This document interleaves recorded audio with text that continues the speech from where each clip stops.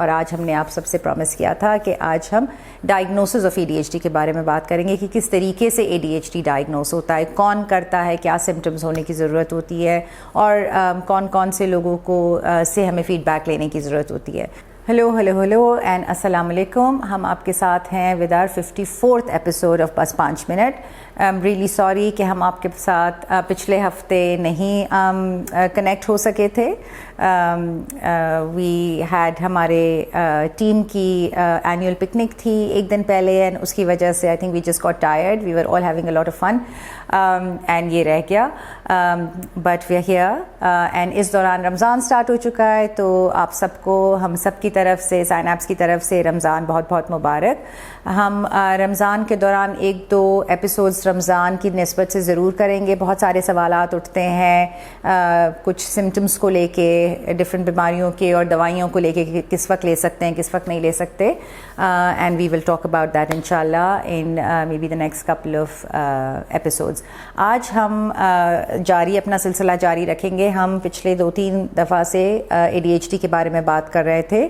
ہم نے presenting symptoms کی بات کی, ایڈلٹ ADHD کی بات کی, اور آج ہم نے آپ سب سے پرومس کیا تھا کہ آج ہم ڈائگنوسس آف ADHD کے بارے میں بات کریں گے کہ کس طریقے سے ADHD ڈائگنوس ہوتا ہے, کون کرتا ہے, کیا سمٹمز ہونے کی ضرورت ہوتی ہے, اور کون کون سے لوگوں کو سے ہمیں فیڈ بیک لینے کی ضرورت ہوتی ہے.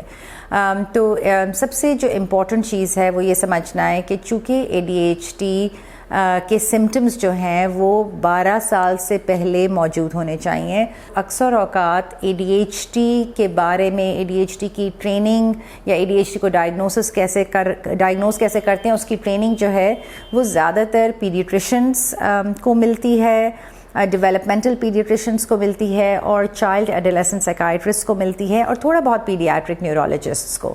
تو یہ جو 4 لوگ ہیں یا 4 اسپیشلسٹس ہیں, they are the right people to diagnose ADHD. Clinical diagnosis جو ہوتا ہے پاکستان میں پیڈیاٹرکس کی بھی جو ٹریننگ ہے اس میں اتنا زیادہ ADHD کا ذکر نہیں آتا ہے, مینٹل ہیلتھ ڈس آرڈرس کا ذکر نہیں ہوتا ہے.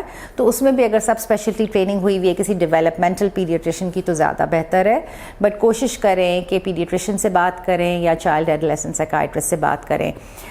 جو اڈلٹ سائیکائٹرسٹ ہوتے ہیں ان کی ٹریننگ نہیں ہوتی ہے ADHD کی ڈائگنوسس میں. سو اکثر اوقات اسپیشلی اگر کوئی اڈلٹ ان کے پاس گیا ہے تو وہ مس کر جاتے ہیں کہ شاید ان کو ADHD کی وجہ سے جو بھی پریزنٹنگ کمپلینٹس ہو وہ اس کی وجہ سے ہو رہی ہوں.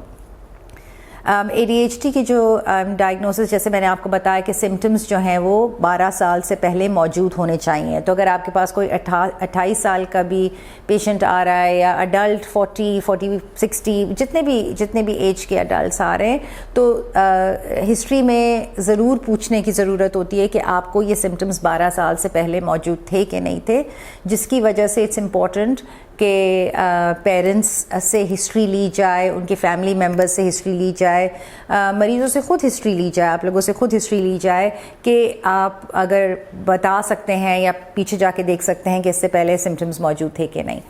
سمٹمز جو ڈائگنوسس ہے وہ کلینکل ڈائگنوسس ہوتا ہے, which means a good clinical history. ایک ہسٹری اگر ہمیں اچھی مل جائے مریض سے, ان کی فیملی سے, تو that is enough to diagnose ADHD. ADHD کی ڈائگنوسس کے لیے ہمیں ایکسٹرا ٹیسٹنگ کی ضرورت نہیں ہوتی.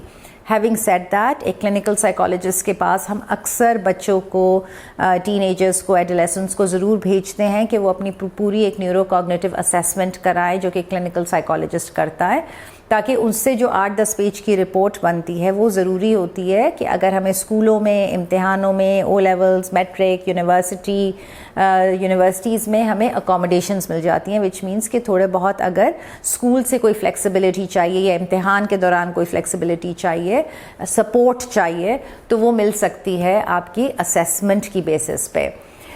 جو کلینکل سمٹمز جو ضروری ہوتے ہیں اس میں we get a history from parents. We have to get a history کہ symptoms have to be present in 2 or more places. کہ اگر صرف گھر پہ symptoms ہیں اور کہیں موجود نہیں ہیں, یا صرف اسکول میں symptoms ہیں اور کہیں موجود نہیں ہیں, تو ہم ADHD نہیں ڈائگنوز کر سکتے.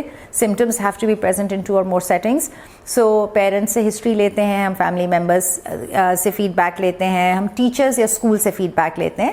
اکثر اوقات ہم اسکریننگ فارمز بھیجتے ہیں جو اسکول سے بھی آتے ہیں, پیشنٹ خود بھی بتاتے ہیں اور پیرنٹس بھی بتاتے ہیں, to do a complete assessment and a complete diagnosis of ADHD.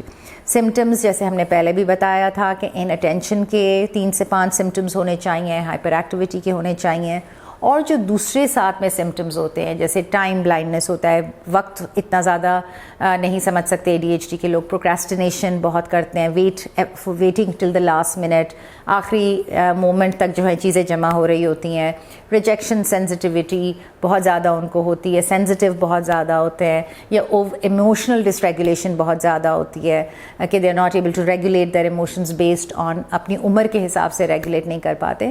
تو وہ جب سارے سمٹمز موجود ہوتے ہیں اور یہ سارے سمٹمز 2 یا زیادہ جگہوں پہ ہوتے ہیں تو ہم ڈائگنوز کرتے ہیں ADHD کو.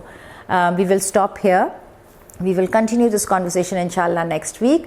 تب تک کے لیے stay curious, keep asking questions, اپنا خیال رکھیے, اینڈ میمنٹو ویویرے, ریممبر ٹو لیو. خدا حافظ.